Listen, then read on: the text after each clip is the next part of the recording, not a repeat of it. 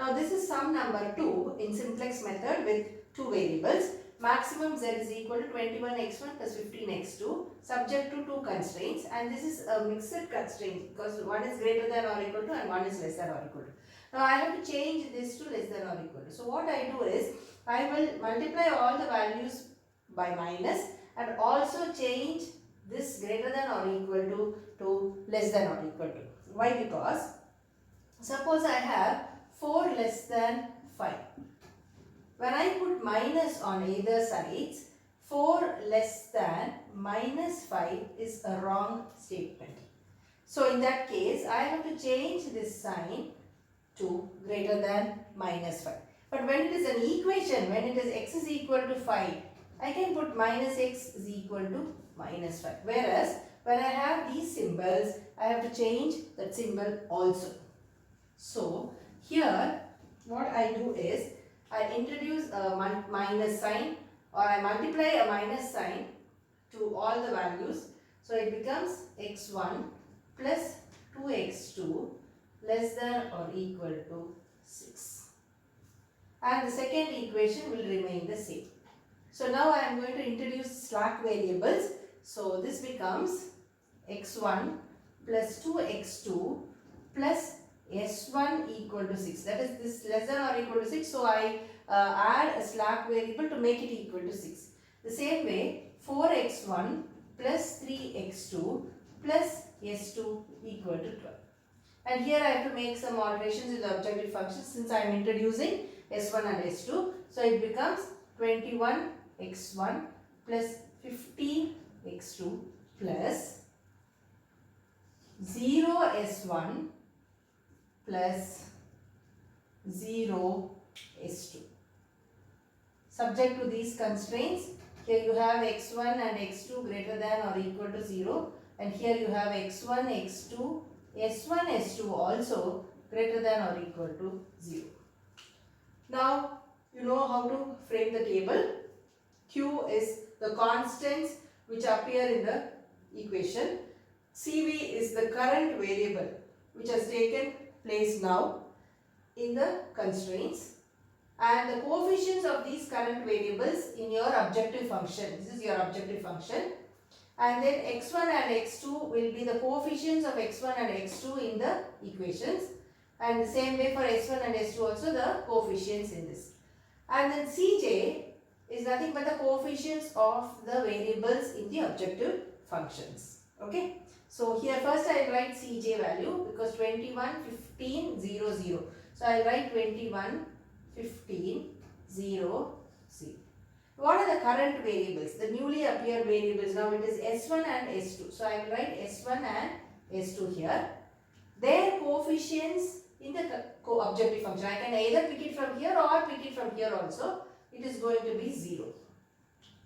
Now I am writing the coefficients of x1 and x2 in these two constraints. So the first row will have 1, 2, 1. The coefficient of s1 is 1 and no s2, which means the coefficient of s2 is 0.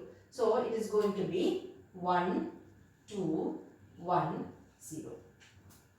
And the next one is going to be 4, 3, no s1, so the coefficient is 0 and s2. Now you can see that the last row and column, no, it will appear like a identity matrix, and the coefficients of, the constants will be written here, which is 6 and 12. Now I am writing the Zj minus Cj value, Zj and Zj minus Cj. Zj is nothing but you multiply these two and add. And in the previous sum we have seen that the first table will have all the values 0 in Zj because both the coefficients are 0. So when I multiply, what happens is it becomes going to be 0 and add, it is going to be 0. So I don't have to bother too much about this in the first table. I can simply or blindly write it as 0. Zj minus Cj is 0 minus 21. So it's going to be minus 21. 0 minus 15 minus 15. 0, 0. This minus this. Now we know that Zj minus Cj should not be negative in a maximization problem. So what I do is I go for the second iteration. So here this minus 21, the most negative will be your entering variable. Is your entering variable. So I put a bracket here. And how do I decide on the exit variable, that is the outgoing variable? It is going to be q divided by the entering variable. And here it is going to be x1.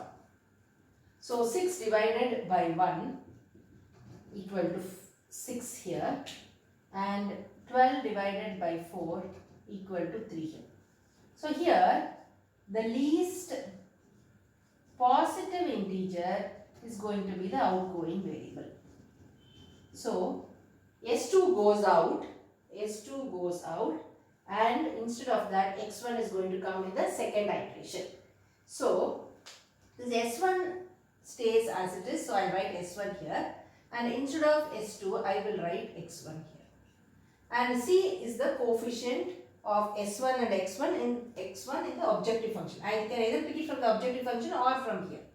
So S1 is equal to 0 and x1 is equal to 21. It's here also 21. Now the pivot element is nothing but that which appears in the junction of the entering and the outgoing.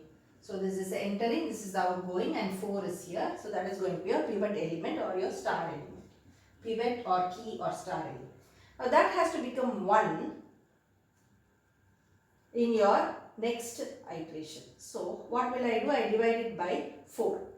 So I divide all the elements by 4. If this divided by 4 gives me 1, so I divide all the elements by 4.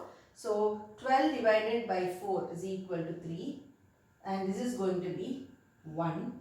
This is going to be 3 by 4, 0 by 4, 1 by 4. And the element above or below the pivot element will always be 0, and why it becomes 0 is because 1, 4. I write that again 1, 4, and this is going to be the old element minus key row element into key column element by key element. But we know that we are not going to by heart the formula. Instead, we are going to use another method 1, 2, 3, 4. So the first one will be 1 minus cross multiply this 4 by 4, which is 1 minus 1 equal to 0. So I will put a 0 here. Blindly you can put 0 because you are going to use the same two values and it will definitely be 0. Now coming to this 1, 2, 3, 4. This is my old element, so I will write 2 minus 3 by 4.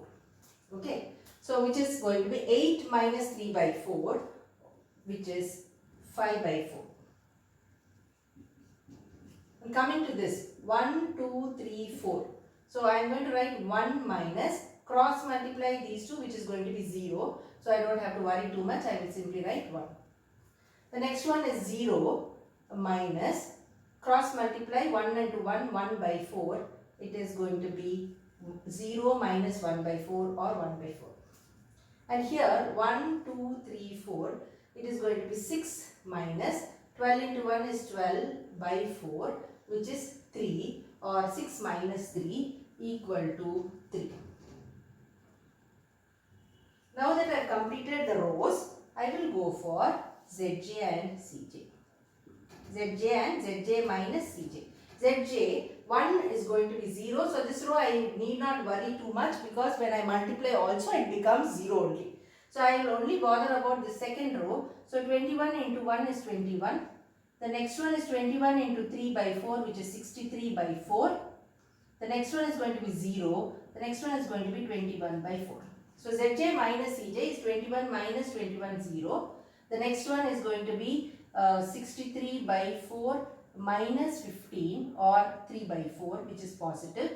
0 minus 0.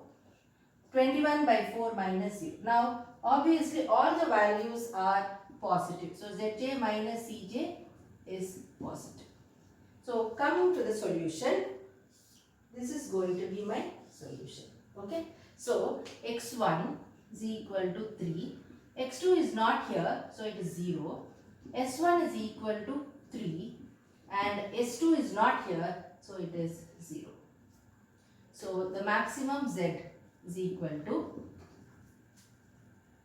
21x1 plus 15x2 plus 0s1 plus 0s2, which is 21 into 3 plus 15 into 0 plus 0, which is equal to 63.